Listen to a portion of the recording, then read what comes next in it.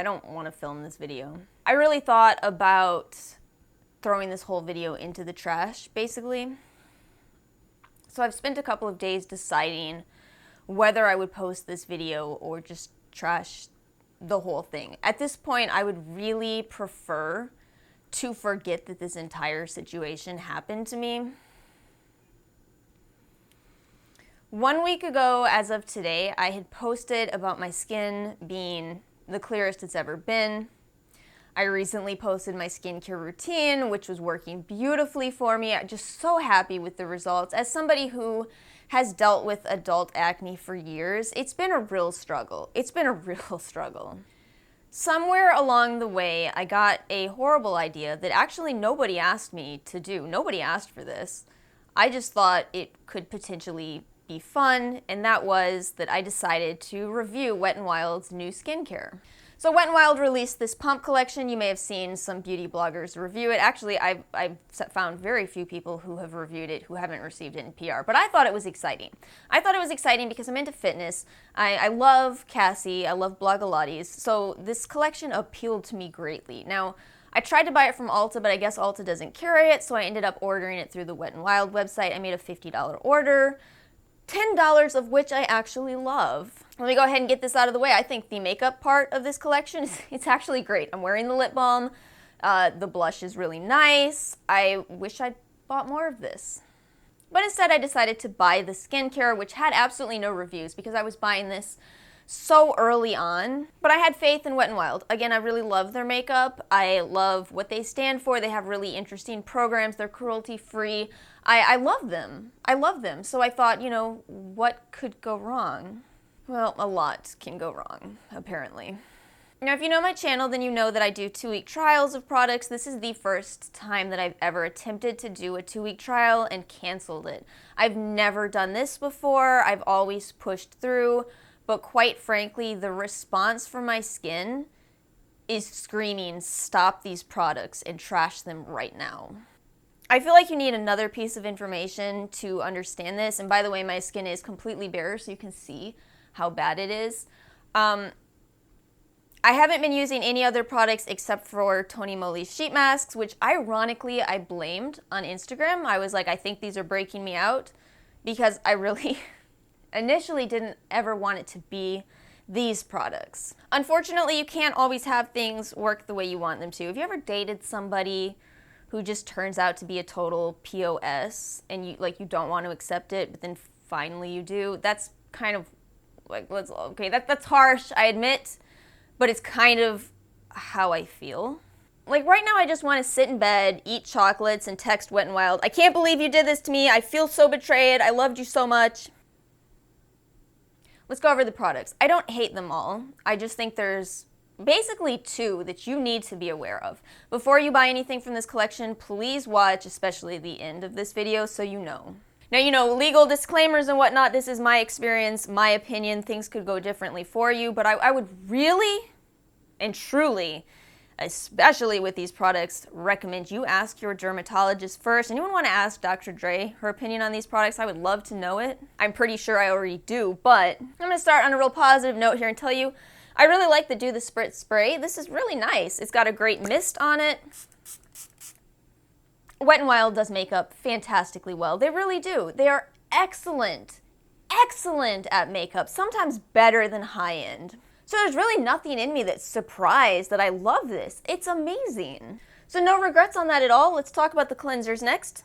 So you have the dual cleansing method here. This is your first step, your second step. This is the expert level facial cleansing oil, retails for $8.99, and then the personal best exfoliating facial cleansing balls. So the expert level facial cleansing oil is fine. It removes makeup. Again, Wet n Wild is great at makeup, so not surprising that they'd come out with a good makeup remover.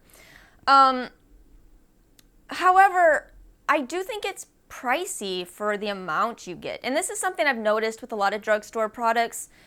You can't just look at the price, you have to look at the amount as well. So this is 1.52 ounces for $9. Now this is the Boscia Makeup Breakup Cool Cleansing Oil you can get at Sephora. It's $10 for 1.7 ounces, and I do prefer this. I really do. I think it's better. So it is fine, but it's pricey for what it is. And honestly, same with these. This is $7.99 for 12 cleanses.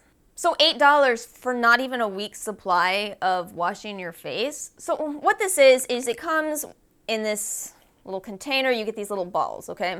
And what you're supposed to do is mix the balls in the palm of your hand with a little bit of water, but I'm gonna tell you honestly, it's not easy to use. Honestly, it was difficult to get these into a cleansing product. I had to sit there and kind of rub and rub and rub, and it still had all these chunky pieces in it. It just took a lot of time for something that in the end was not very interesting. It's not really exfoliating at all. It's just turns into a regular foaming cleanser. So I was unimpressed with that. I mean, I guess I can see a place if for some reason you can't carry any liquids whatsoever, but I mean, you have a TSA allocation. It's just... So needless to say, you're getting an idea of the first product that I didn't like. Let me move on to the sticks. So I have the blemish stick and the primer stick together because I was mostly using these more as makeup items. But let me talk about the primer just real quickly because I already did talk about this. It's really expensive for the amount you get. It basically equates to a high-end primer. You might as well buy the Smashbox one. It's practically the same price, except this one, I totally forgot to mention that it actually smells horrendous. I don't even know how to explain the smell. It's really chemical, which surprised me because the ingredients list on the primer isn't bad. It's actually got some plant ingredients, macadamia oil. It does have coconut oil in case you are acne prone. That's worth knowing. I'm going to hold off my thoughts on the blemish stick though and talk about the toner next. The toner's okay, but there's nothing really special about it. It has cucumber, it has caffeine, and that's it. To its credit, this one is a more smooth formula than the others. Some of these products are kind of like bumpy to use. This one's, it's not bad, but it's not really great either. It's just kind of okay. And really, if you like the milk one, this is similar with a lot less benefits. So I don't hate that product, but I wouldn't buy that again. This is kind of my feelings on all of the products up until this point. Okay, so these next three products are where I actually started to see negative results, like really bad results on my skin from using these. So let's start with the Cooling Moisture Stick. In theory, this is not a bad product. This is supposed to be used on your under eye area to decrease puffiness, and they did put, again, caffeine and cucumber in here, both of which will help with that. The problem is, this is all I was using on my under eye area, and it did something. I don't know if I should say it did, but I saw redness on my under eye area a couple of days after starting this, and my under eye started to get really sensitive. Now this is unscented, it doesn't have alcohol in it, it does have dyes, and it does have quite a few other kind of filler ingredients, but none of that really should have caused my under eyes to react. So I don't know if it was this, but this is the only thing I was using. So after 4 days of using this, I quit. My eyes are still a little red, if you can see that, but like for a product that's supposed to decrease puffiness, the last thing I want is red under eyes. Part of it makes me wonder if maybe these are just not meant to be skincare products. Maybe they're just not meant to be used daily. Is that possible? Can you come out with a skincare line that's not meant to be used daily? I don't know, but it wasn't going well for me at all. Then the blemish stick. Now, I regret that I didn't look at the ingredients for this. I made an assumption. It was $4. I just added to cart. I assumed that this was going to be a salicylic acid treatment that you put over blemishes, and it helps to clear them up. So what salicylic acid does, it's pretty potent. So the story of me using this is that my skin was perfectly clear when I started this trial, so I didn't need it. But like I said, I thought that some sheet masks I was using were breaking me out. I had a couple little whiteheads. So I put this on and went about my day, used it again at night. And the next day, rather than just having whiteheads, I've had this since. The day after using this, and there's one other product I used with this. And that's when I looked at the ingredients of this and realized that I had put onto my face a product that could potentially worsen things tremendously. The ingredients for this, the first ingredient is alcohol. Alcohol, I feel like you can pull it off in a skincare product, but it's probably not advised to have it as the first ingredient in a product that you directly apply to forehead, face. I gotta lighten it up a little. You know, alcohol's tricky, alcohol's drying, and that's why it's sometimes used for fighting acne. See, if you're breaking out because you have excess oil production, the last thing you want to do is teach your skin to make more oil, and that's what's going to happen if you're excessively drying out the skin. So not only is the first ingredient alcohol, but then the third ingredient is witch hazel. It's like this incredibly drying product that doesn't even have anything that actually fights acne. Witch hazel on its own is tricky. It can help some people with acne, but like to just combine it in a stick with alcohol, how is that a good product, Wet n Wild? So I can't recommend that. There's so many better products that will help you to fight acne, and plus a blemish stick, how does that sound like a good idea? So you put all the bacteria on it, cap it, and put it on again the next day. Nothing about this sounds like a good idea. And see, this is why I'm mad at myself, because I know this, and yet I bought it. But we haven't even gotten to my own personal monster yet, so let's get this over with. This is the Wet n Wild Detox It mask full of glitter. An obvious dupe for the Too Faced one. There are two of these masks. One is a brightening mask. This is the detox mask. And I picked this over the brightening one because brightening ingredients should be left on the skin. A detox mask, detox. It can work, and I do like Suwasus and I do like First Aid Beauties. I think both of those are great options. If you like the act of peeling a mask off your face, those are actually going to give you additional benefits. But as a general rule, I don't love this product category. And everything within my whole heart and soul said, why would you buy a glitter mask? Like, what's the glitter gonna do? What purpose does it serve other than being pretty? I've only tried this mask once. After this video, I'm throwing this into the trash can, and I will never, ever think about this again because it was that bad of an experience. So let me tell you how this went. So you spread this goo on your face. It's a little weirdly runny. And then you're supposed to let it dry. It says 25 to 30 minutes, start peeling from the edges. So I did all of this, right? 30 minutes later, I go to take this mask off.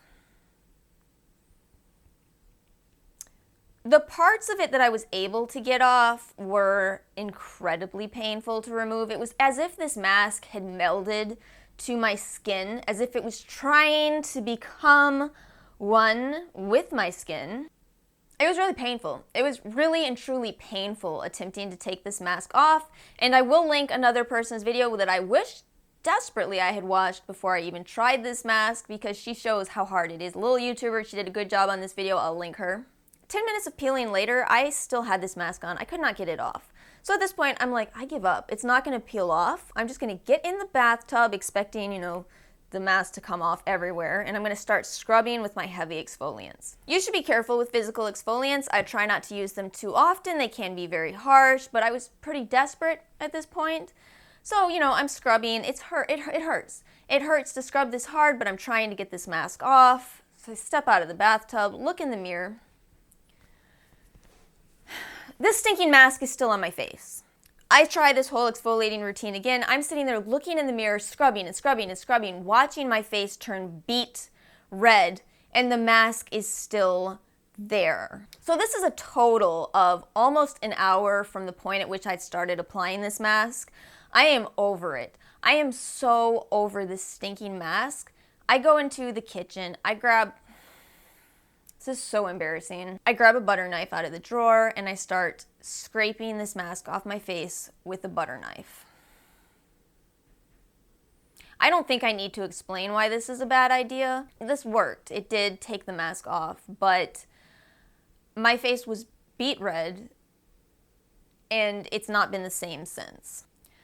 My skin is not okay. It just keeps randomly bleeding. If you can see over here, I've put some Neosporin on top of where my skin erupted today. It's not even a pimple. I don't know what's going on at this point. So closing out this whole video, I can't return this stuff. I had no idea that it's Wet n Wild's policy to not accept returns. I know now, but I can't even return this stuff. I just have to put it in the trash. And not only did I waste $40, because I like the makeup, not only did I waste $40 on the skincare, but I need to see a dermatologist. For as much research as I've done and for as much as I've progressed in learning about skincare, all it took was one product to have my skin bleeding. I'm going to say some warnings. If you think that a product isn't for you, don't try it. I'm never going to make this mistake again. There's several mistakes I'm never going to make again. One is I'm never again going to buy from a site that doesn't accept returns, and boy do I deeply feel for those of you internationally now. All of those of you in Europe, I feel for you about your returns system or lack thereof. in ways that I have not ever felt before. You know what else I'm gonna do? I'm gonna make sure that I see a little label on all products that I use going forward that says dermatologist tested, dermatologist approved. That phrase has never meant much to me until I didn't see it on products. You know, it really is a phrase that doesn't mean that much. It just means that a dermatologist looked at the ingredients and said, like, yeah, it's fine, stamp it approved. Doesn't tell you anything about testing, it doesn't tell you anything, but to not have it on a product certainly tells you a lot, doesn't it? I just want to say, you know, your skin's not something to play with. But I would heavily caution you if you're considering purchasing this line. Again, I just want to say one more time, check with your dermatologist. I'd be really careful with these products. I think that Wet n Wild tends to release products pretty quickly, and sometimes, you know, if it's a makeup product that's not that great, we just kind of shake it off. If it's a skincare product that's not that great, that's a lot harder to shake off Wet n Wild. So yeah, that was a real fun video, wasn't it? Hope you found it helpful. I don't know how to end this video. Thanks for watching. Please don't mess your face up like I did.